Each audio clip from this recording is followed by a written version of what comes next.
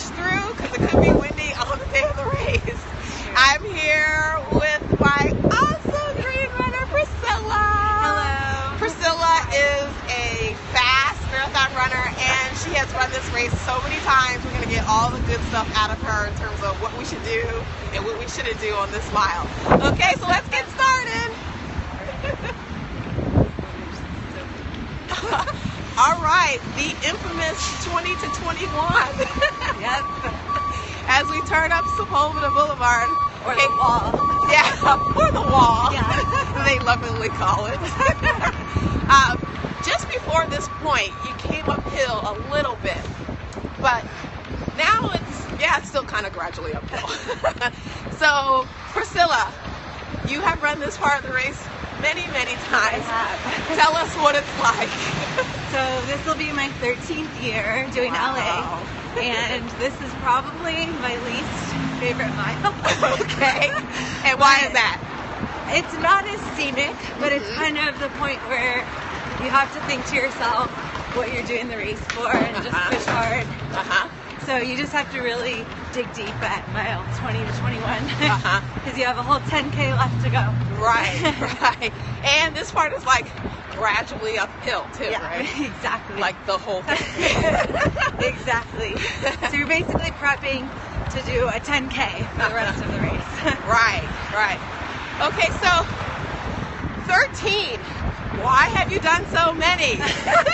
I got addicted, so I thought I'd just do one marathon and be done with it. But just the running community and people you meet is so much fun.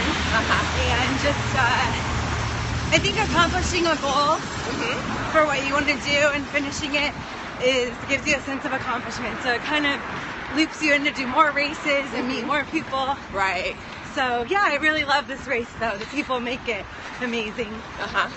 So why did you decide to do it the first time? I think, well, my dad had run a marathon, and I thought, well, I'll just do one, and I kind of had some friends that looped me into it. Okay. But I only trained up to 15 miles, and then I just kind of got hooked from there, like, how can I improve and do better next time, and yeah, so that brings me back every year, though. So this year, do you have a specific goal in mind? This year, I think I just want to finish strong and injury-free. Right, very good. And I think I just want to soak it in and enjoy the people and the experiences without any pressure of time. Yeah. And then move forward from there for next year.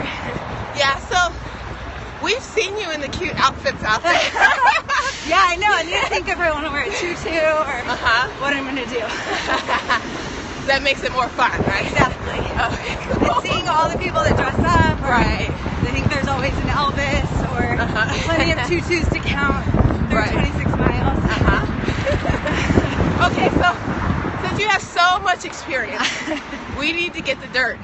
All right. Okay, so what are some things that people are running it for the first time should look out for on the course as a whole? Like, are there specific miles that they should look out for? And I think this point is a pretty big milestone because most people train up to 20, maybe 18 miles. So this point is kind of like the furthest that most people have ever run in their life. Right. So digging deep now, and then I think just making sure you hydrate the whole race and take your electrolytes and whatever you use for rehydration is important to keep you strong for the next 6 miles after this. So okay, so you know what, you bring up a really good point. How most people, the farthest run they do in their training is 20 miles. Yeah. So mentally, when you get to this point, mentally tough. how does that mess with you? I think it definitely messes with you because at this point it's usually a little bit less crowd support. Just naturally, it's not as near any major milestones. But it definitely picks up after this because once you get to like San Vicente and that area, the crowd support comes back out. So it just kind of feels lonely, but you have to think that it's coming later, and then you'll get that energy back. So what's one of the, like, mentally, what's some somebody could do when they're on this mile and they're thinking, I still have a 10K left. I've only run 20 miles. My body's not used to running more than that. I think at this point, it's like, usually when that happens to me, I kind of look to other people on the course, and maybe I'll say something to somebody like, hey, good job, or give them a boost of energy, and then other people I think do the same. So I think this is the time where you really notice that extra support goes a long way. Right. Yeah. Cool. So I know you're doing this just to enjoy it this time. Yeah. But like, is this the mile where this is what you fear the most, the whole thing, or is there another part? I think it's around here, or it's the part just coming up, like where you're coming up Wilshire. Okay. But yeah, it's around this point that like, that's probably the one I like the least. But I also think it's just in general, you're thinking like, am I going to hit the wall soon, or what's going to happen? But if you're feeling good at this point, then I think it's a really good sign. Yeah. You're going to finish. So tell us what hitting the wall is like. I'm assuming it's happened to you. Yeah. It hasn't happened too many times, but when it happens, I know it's either like, yeah, it's super windy out here, guys. We're having wardrobe malfunctions. So I think at this point, if you haven't hit the wall, you should be good. But another time I've hit the wall is like at mile 23. So you don't want to just think like, oh, I'm good, I can like sprint the rest of the race. Right. This is where you could be prone to injury since it's the farthest you ever ran. But it definitely feels like your legs cannot go any further, which is definitely very hard. So I think it's important, like, pace yourself in the beginning, first few miles, with what you're used to. Don't go out too fast, because you can always adjust your pace later on. Yeah. That's good advice. So, if you do hit the wall, what are some things that you should do? Like, I think if you need because to... panic can easily set in, right? Panic can set in. I think taking a walk break. Okay. Rehydrating, electrolytes, maybe carry like a favorite snack that you like something that will get your energy up. Right. And don't beat yourself up about it, because you definitely can finish the next 6 miles. Right. It just seems, the last 6 miles are basically mental anyways. So it might seem impossible, but definitely you could do it. Yeah. Okay, perfect. So now we're at Wilshire Blvd. All of that was uphill, guys. We'll try to see where we can cross here. But basically, we're heading towards the VA. We can cross over there. Or here, whichever one comes first. So, yeah, a couple years ago, they changed this route. It used to go right around the VA. Right, do you remember that? Okay. It went through. Yeah, it went through the VA, but now due to security reasons, you're going around it. So we're actually going to be able to see it on the left side of us, and we'll point that out if this light turns green for us. Usually there's a lot of American flags and veterans and all that kind of stuff. Yeah, I'm prepared. Yeah. Cool. So so we're going to be going under the 405 freeway. So it might get a little noisy, guys, because it's like rush hour right now. But so yeah, Priscilla, you've done this so many times. Like, from a mental standpoint, how much does that benefit you to like know the course? You know the course like forward and backwards. I know the course, but I think every time I find something new, or I think I'm at the point now where I just really love to take in all the crowds. And it's just so great to see the city come together, all different people, different backgrounds, but everybody's out to watch and support all the runners.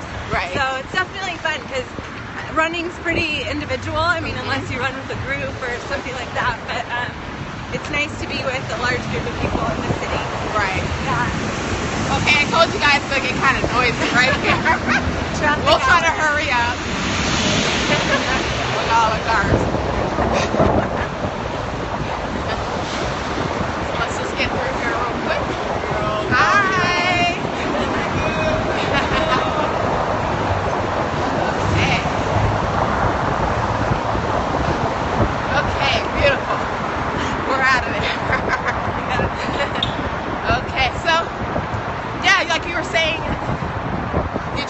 enjoy like seeing the people and everything like that? Yeah. Is it from somebody who's trying to be cute? Okay, like that means like qualify for Boston. Compared to like other courses out there, how hard do you think this one is? Like to try to. I think it's doable on this course. Right. I think a lot of people say, oh, it's downhill, and there's definitely a lot of points that don't seem like it's downhill, like right now. Right. So I think all those like the little hills can maybe get in people's heads. They're thinking like, I thought it was going to be downhill, and they're all of a sudden going up and down. So right. I think just keeping focus of your goal. Moving across right here. Okay. Okay, so now we're passing the VA. Okay, and I'm sorry I cut you off. So you were saying? Yeah, no, I think it's definitely, this course isn't like the toughest, but definitely has those moments that get a little tricky. So right. I think just not getting it in your head that it's totally downhill, because there's always going to be little challenges and nuances. So right here. Okay, so we reached the end of mile 21. We made it. You see the flags in the background? That's the VA hospital. So I want to thank my special veteran guest who is super fast and is always running around Los Angeles, all the hills. So that's the other thing I want to tell you guys about Priscilla. She likes to run hills. I do. Okay, so, and that really benefits you on this course. So even if you don't like to run hills, I highly suggest it, because this is one of the miles where you're going to wish you did run some hills during your training. So I want to thank Priscilla for coming out. We look forward to seeing her in her tutu. And she'll still probably break like 4 hours anyway, even though she's sightseeing. Sightseeing. So, if anybody has any questions about mile 21 or any other aspect of the LA Marathon race, please go to GreenRunnerLA.com. And until next time, keep running, everybody. Bye.